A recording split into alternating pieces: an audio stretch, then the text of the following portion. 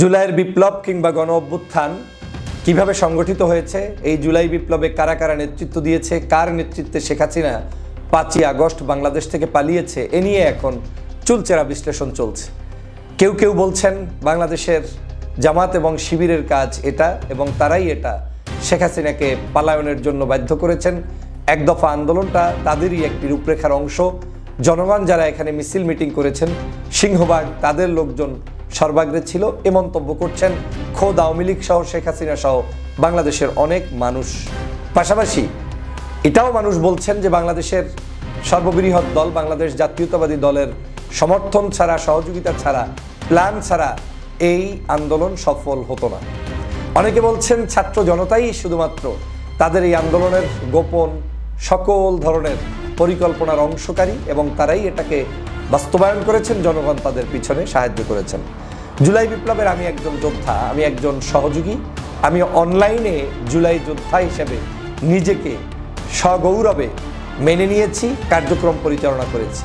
আপনারা জানেন দীর্ঘ 6 বছর পর্যন্ত আমি বাংলাদেশে আসতে পারিনি। আজকের আমি কিছু সত্য কথা বলে যাব, যেই কথাগুলো আমি বিদেশে বসে জানতাম এবং কার মাধ্যমে জানতাম, কিভাবে জানতাম, তার কিছু নজির আপনাদেরকে জানানোর চেষ্টা করব। আসলেই কি জামাত শিবির কিংবা এই সংগঠন ছাড়া আর কার কি অবদান আছে আমি যতটুকু জানি সেটা বলার চেষ্টা করব। শেখ হাসিনা আমাকে বাংলাদেশে দীর্ঘ 6 বছর আসতে দেয়নি। না দেওয়ার কারণে আমি কয়েকটা দেশে পালিয়ে থাকতে হয়েছে, বিভিন্ন জায়গায় আমাকে আশ্রয় নিতে হয়েছে, তার মধ্যে তুরস্ক একটি অন্যতম রাষ্ট্র। জুলাই যখন বিপ্লবটি সাধিত হয় তখন আমি মালয়েশিয়া থেকে তুরস্কে এসে অবস্থান করছি। পরিবার আমার তখন মালয়েশিয়াতে অবস্থান করছে। সর্বশেষ মালয়েশিয়ার সরকারের সেখানেও ইমিগ্রেশনে আমার বিরুদ্ধে শেখ হাসিনার নালিশ করার কারণে আমাকে বেশ খানিকটা বের হওয়ার সময় অনেক বিড়ম্বনার সৃষ্টি হয়েছে। একবার ফ্লাইট ক্যান্সেল হয়েছে, পরবর্তীতে আবার নতুন করে টিকিট কেটে সেখানে ইমিগ্রেশনে অনেক সময় পার করে বের হতে পেরেছিলাম, আলহামদুলিল্লাহ। কিন্তু ওই যেদিন বের হয়েছিলাম ওই দিন কখনো ভাবতে পারিনি যে এই বের হওয়ার মধ্য দিয়েই শেখ হাসিনার পতন নিশ্চিত করে তারপরে বাংলাদেশে আমি ফেরত আসতে পারবো। আমি মনে করেছি তুরস্কে যাচ্ছি, হয়তো তুরস্ক থেকে আরও কোথাও না কোথাও আমাকে যেতে হবে। তুর্কি আমি যখন যাই এবং তুরস্কে অবস্থান করি, তার কিছুদিন পরেই বাংলাদেশ জামাত ইসলামের আমির ডাক্তার শফিকুর রহমান সাহেব তুরস্কে আগমন করেন। আপনারা জানতে পারেন যে আপনি তো ভিন্ন দল করেন, তাহলে ডাক্তার শফিকুর রহমান সাহেবের সাথে আপনার সম্পর্কের সূত্র কি, কিভাবে তিনি আপনাকে স্নেহ করেন, সেটা একটু আমি বলে রাখলেই তার পরবর্তীতে এই ব্যাখ্যাগুলো দিলে আপনাদের কাছে বিশ্বাসযোগ্য এবং ভালো মনে হবে। ডাক্তার শফিকুর রহমান সাহেব যেদিন থেকে আমাকে চিনেছেন, সম্ভবত 2018 সালের পরে 19 সালের দিকে করোনাকালীন সময়ে, সেই সময় থেকে আমি একজন দেশপ্রেমিক হিসাবে কাজ করছি, দেশের জন্য লড়াই করছি, মজলুম মানুষের পক্ষে কথা বলছি। বিএনপি, জামাত, হেফাজত, চরমনাই, ডানপন্থী সকল মানুষদের যার যখন জুলুম হয়েছে সবার পক্ষে আমি দাঁড়িয়েছি, এটাকে উনি অ্যাপ্রিসিয়েট করতেন। উনি সবসময় ফোনে অন্তত নাম্বার যেভাবেই হোক তার কাছে আমার নাম্বার যায়, আমার কাছে তার নাম্বার আসে, তিনি আমার খোঁজ খবর রাখতেন। এর অংশ হিসেবে উনি জেলে যাওয়ার আগে, জেলে যাওয়ার পরে, বের হওয়ার পরে, এমনকি খোঁজ জেলে থাকতেও উনি খোঁজ রাখতেন। উনি জানতেন আমি ভিন্ন মতের, কিন্তু উনি এতটুকু বিশ্বাস করতেন যে আমার দ্বারা কখনোই ধর্মভিত্তিক কোনো দলের ক্ষতি যেমন হবে না, ইসলামী মূল্যবোধের ক্ষতি আমি কোনোদিন করতে দিব না। এই বিশ্বাস ওনার ছিল বিধায় উনি আমাকে একেবারেই খুব কাছের মানুষ মনে করে অনেক বিষয় পরামর্শও দিতেন। আমি তার পরামর্শগুলোর জন্য আজকের জাতির সামনে তাকে আন্তরিকভাবে ধন্যবাদ জানাই। তো আমি আসি এখন প্রসঙ্গে, যে কি প্রসঙ্গে আমি বলছি যে এই জুলাই বিপ্লবের অবদান বাংলাদেশের জামাত শিবিরের কিংবা অন্য রাজনৈতিক দলগুলোর যেটা আছে তার বাহিরেও যে ব্যক্তি জামাত শিবিরের মূল নেতা ডাক্তার শফিকুর রহমান, ওনার কি অবদান কিভাবে থাকতে পারে সেটা আমি একটু বর্ণনা করতে পারি। উনি তুরস্কে আসেন 23শে জুন, সম্ভবত 23শে জুন সকালবেলা, তুরস্কের ফজর হওয়ার কিছুক্ষণ আগে উনি তুরস্কে ল্যান্ড করেন। ল্যান্ড করার পরে উনি আমাকে ফোন দেন যে আজকের আমি মাত্র এসে নেমেছি, নামাজ কালাম পড়ব, হোটেলে রেস্ট নিব, তোমাকে পরে জানানো হবে তুমি কোথায় কোন জায়গায় আমার সাথে সাক্ষাৎ করতে পারবে। আমি অত্যন্ত খুশি হয়েছি, ওনার সাথে আমার জীবনে দেখা হয়নি, এই প্রথম সাক্ষাৎ হবে। আমি সন্ধ্যার মধ্যে উনি যেখানে আসতে বললেন আয়া সোফিয়া মসজিদে আমি উপস্থিত হলাম, সেখানে ওনার সাথে সাক্ষাতে মিলিত হলাম, নামাজ পড়ে কোলাকুলি করলাম, তারপরে টি ব্রেকের একটি ছোট্ট আয়োজনের মতো তিনি আমাদেরকে সবাইকে, ওখানে আরও যারা উপস্থিত ছিলেন, চা কফি বা এ জাতীয় কিছু আমাদেরকে উপস্থাপন করলেন, আমরা সেটা ভোগ করলাম। তারপরে ওনার সাথে একটু ট্রেনে ছোট্ট জার্নি করার সুযোগ পেলাম। সেই ট্রেনে যাওয়ার পথে তার চেয়ারের পাশের চেয়ারটাতে আমাকে বসালেন। আমাকে বসিয়ে বাংলাদেশ সম্পর্কে বিভিন্ন মন্তব্য বক্তব্য দিচ্ছেন। স্বভাবতই আমি খুব বিষণ্ণ ছিলাম, মন খারাপ ছিল যে বাংলাদেশ থেকে দীর্ঘ 6 বছর পরে এসেছি, আবার 24 সালেও শেখ হাসিনার নির্বাচন আর একটা সুষ্ঠুভাবে, অনৈতিকভাবে, অবৈধভাবে তিনি করে ফেলেছেন। তার 29 পর্যন্ত তো আর বাংলাদেশে যেতেই পারবো না, আর ভবিষ্যতে যাব কি যাব না তাও তো কোনো নিশ্চয়তা নাই। সে কারণে দুঃখ বরাক্রান্ত হৃদয় নিয়ে বাংলাদেশের যত বড় বড় রাজনৈতিক দল যখনই আমার সাথে কথা বলেন, জানতে চাইতাম আপনার পরিকল্পনা কি হতে পারে। আমি ডাক্তার শফিকুর রহমান সাহেবের প্রতি কৃতজ্ঞতা জানাই। ওনাকে আমি জিজ্ঞেস করলাম, হুজুর আমাদের কি হবে, কি করতে পারি, আপনারা কি করছেন? উনি বললেন বাংলাদেশে একটি বিপ্লব হতে হবে। তো উনি বললেন বাংলাদেশে একটি বিপ্লব হতে হবে এবং এও বললেন বাংলাদেশে একটি বিপ্লব হবে। আমি ট্রেনে এই আল্লাহকে হাজির রেখে এই রমজান মাসে এই সত্য কথাগুলো প্রকাশ করছি এজন্য, জাতির জেনে রাখা দরকার যে বিপ্লব এবং এই গণ অভ্যুত্থানের সূত্রপাত কোন জায়গা থেকে, কোন ব্যক্তির মুখ থেকে কিভাবে এসেছে, এবং সেটা আজকের আপনাদেরকে প্রকাশ করছি। 23শে জুন ওনার সাথে সন্ধ্যায় আমার সাক্ষাতে তিনি বলছেন বাংলাদেশে একটি বিপ্লব হবে। আমি তখন মনে মনে হাসলাম এজন্য, আমরা যারা ইসলামিক বাংলাদেশে রাজনৈতিক দলগুলোর সাথে সম্পৃক্ত থেকে রাজনীতি করছে, সবারই একটি চিন্তা থাকে বিপ্লব হবে, ইসলামী বিপ্লব হবে, হুকুমত হবে, দিন কায়েম হবে, ধর্মভিত্তিক বহু বক্তব্য থাকে। তো সেই শব্দ চয়নের জায়গা থেকে আমিরে জামাত হয়তো বলেছেন একটি বিপ্লব হবে। তারপরে উনি শ্রদ্ধেয় ব্যক্তিত্ব, আমি চুপ করে শুনলাম, জানতে চাইলাম বিপ্লব কিভাবে হবে। বলে হবে, যে কোনো উপায়ে হবে, মানুষ জেগে উঠবে, সবাই মিলে সম্মিলিত প্রচেষ্টায় হবে, তবে সেটা হয়ে যাবে। এই বিপ্লবের জন্য প্রস্তুতি গ্রহণ করো। আমি ওনার এই বক্তব্যগুলো শুনে কিছুটা আশান্বিত হলাম এবং আমি ওনার সফর সম্পর্কে কিছুটা অবগত হলাম। যদি আমি মিস্টেক না করি, উনি বাংলাদেশের এই রাজনৈতিক পট পরিবর্তনের অংশ হিসাবে উনি যে মুখ্য ভূমিকা পালন করেছে তার কিছু ইঙ্গিত তার এই বক্তব্যে পেয়ে যাই। উনি কয়েকটি রাষ্ট্র, উল্লেখযোগ্য পরাশক্তির কয়েকটি রাষ্ট্র তখন ভিজিট করেন, যেটা আমি জানি, এবং তুরস্কের পরেই এই ভিজিটগুলো সম্পন্ন হয়। তাহলে ওনার ভিজিটগুলো সম্পন্ন হয় 23শে জুনের পরে। বাংলাদেশে জুলাইয়ের আন্দোলন শুরু হয়ে যায় 23শে জুনের পরে। আর আমার সাথে, তার সাথে সম্ভবত 24 অথবা 25শে জুন কথা হয়।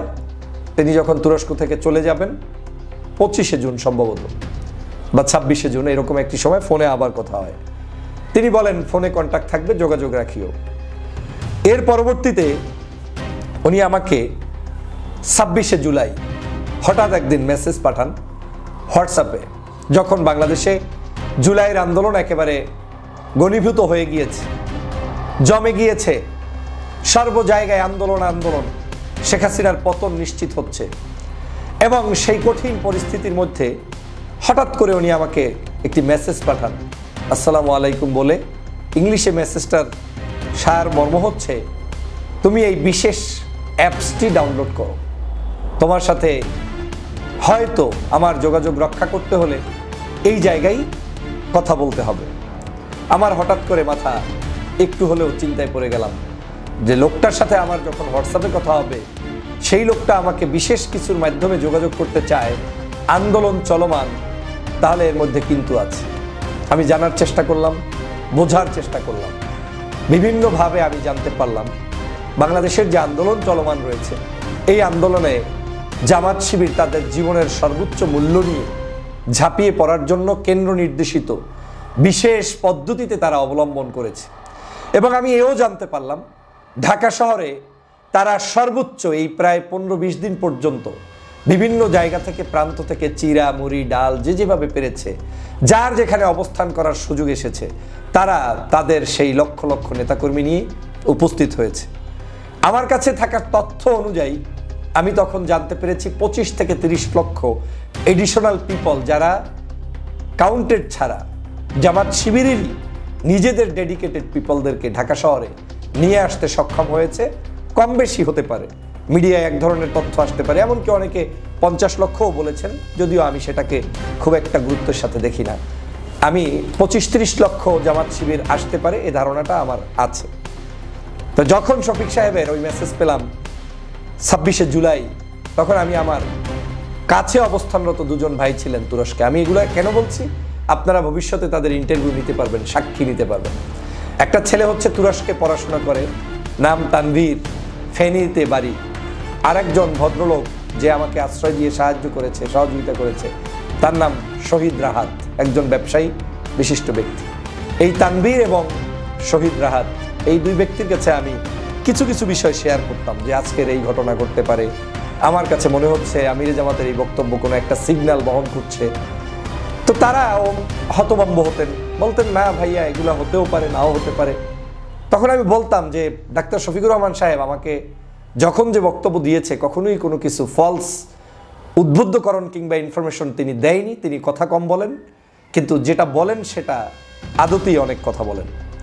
এর বাইরে অনেক কথা, জেল জুলুম অত্যাচার, কি অবস্থা, কেমন দেশ কেমন যাচ্ছে, সেগুলো নিয়ে ভিডিও করলে আপনাদের 3 ঘন্টায়ও শেষ হবে না।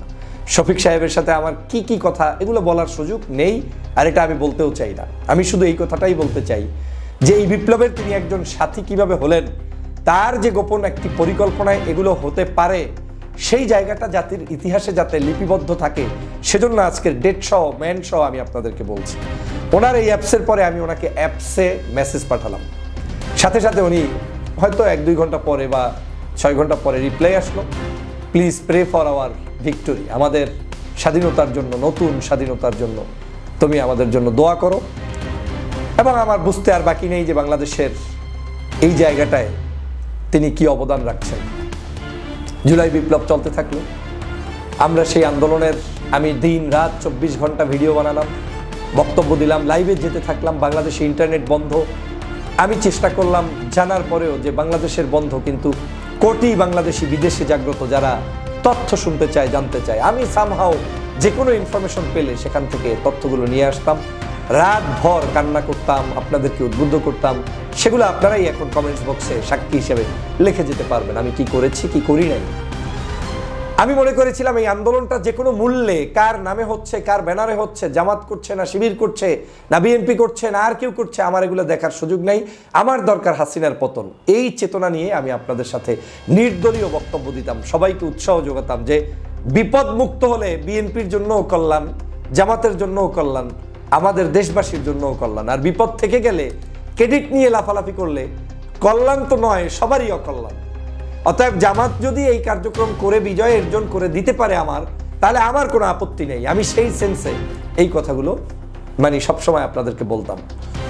আমি এই আন্দোলন চলাকালীন সময়ে সরাসরি আমার সাথে তারেক রহমান সাহেবের বক্তব্য বা ফোনে কথা হয়নি, কিন্তু আমি তার আশেপাশে থাকা কিছু মানুষদের সাথেও কথা বলার চেষ্টা করতাম এবং ইউনিটি রক্ষার জন্য আমি অবদান রাখতাম, আমি তাদেরকে উদ্বুদ্ধ করতাম এবং তারাও আমার তৎকালীন সময়ের বক্তব্যগুলোকে অ্যাপ্রিসিয়েট করতো, কারণ তারাও বিপদে আছে। তারা এখানে জামাত করুক শিবির করুক এটা নিয়ে তাদের কোনো বৈষম্য ছিল না, যেটা এখন এই 5 তারিখের পরে আমরা দেখতে পাচ্ছি বিএনপি জামাত একে অপরের পিছনে কথা বলা শুরু হয়েছে এবং তাতে কিঞ্চিত আমি বিড়ম্বনায় পড়েছি, কারণ আমি মজলুমের পক্ষে সবার জন্য ছিলাম।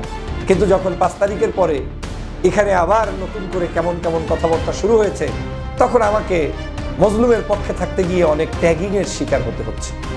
যাই হোক, সে ভিন্ন আলোচনা। আমি কি করেছি কি করি নাই, দেশের জন্য কি করেছি, বিএনপির জন্য কি করেছি, জামাত শিবির বা হেফাজত চরমনায়ের জন্য কি করেছি, একমাত্র আল্লাহর সন্তুষ্টি এবং আল্লাহ তাআলা সেটা ভালো করে জানেন। তো ডাক্তার শফিকুর রহমান সাহেবের এই আন্দোলন সংগ্রাম, জামাত শিবিরের ভিতরে ভিতরে কার্যক্রম এই চলমান রয়েছে। হঠাৎ আমি একদিন আবার এই ইন্টারনেট বন্ধ, যে কোনো মূল্যে বাংলাদেশের কার্যক্রম চলছে, আমার দৃঢ় বিশ্বাস ছিল যে শফিক সাহেব আমার খোঁজ রাখছেন, যে কোনো বিপদে আপদে তিনি অবশ্যই কোনো না কোনো সিগন্যাল আমাকে দিবেন, আমি অপেক্ষায় থাকতাম, কিন্তু আমার কার্যক্রম আমি চলমান রাখতাম। অন্যদিকে বিএনপি জামাত তাদের সকলের পেজগুলোকে অবজার্ভ করার চেষ্টা করতাম, শফিক সাহেবের মেসেজ এবং জামাতের পেজের বক্তব্যগুলো, সমন্বয়কদের বক্তব্যগুলো সিমিলার হচ্ছে কিনা, বিএনপির বক্তব্যগুলো সেম আসতেছে কিনা, এটাকে আমি নিজে একটা পিকচার নিজের সামনে দাঁড় করাতাম। আমি ম্যাক্সিমাম ক্ষেত্রে আমিরের কথোপকথনের স্টাইল, জামাতের কিছু বড় ভাইদের বক্তব্য, ফেসবুকে পোস্ট, মানুষের অবস্থান, বিভিন্ন জায়গায় অবস্থান এবং সমন্বয়কদের সেমিলার পেতাম। তখন আমার কাছে মনে হতো যে এটা একটা বিশেষ পদ্ধতিতে সাজানো কার্যক্রম চলছে। এমনও হতে পারে যারা আন্দোলনের মূল জায়গায় এসে নেতৃত্বের একে আছে, হয়তো তিনি অনেক কিছু বুঝবেন না, কিন্তু ব্যাকআপটা জামাত শিবির দিচ্ছে, এটা আমার ধারণা তৈরি হয়ে গিয়েছিল এবং এখনো এই ধারণাটা আমি পোষণ করি, কোনো সন্দেহ নেই। কারণ মিথ্যা ইতিহাস বলে তো লাভ নেই, যেটা সত্য সেটা জাতিকে জানাতে হবে, অসত্যকে জাতির কাছে প্রতিষ্ঠিত করে লাভটা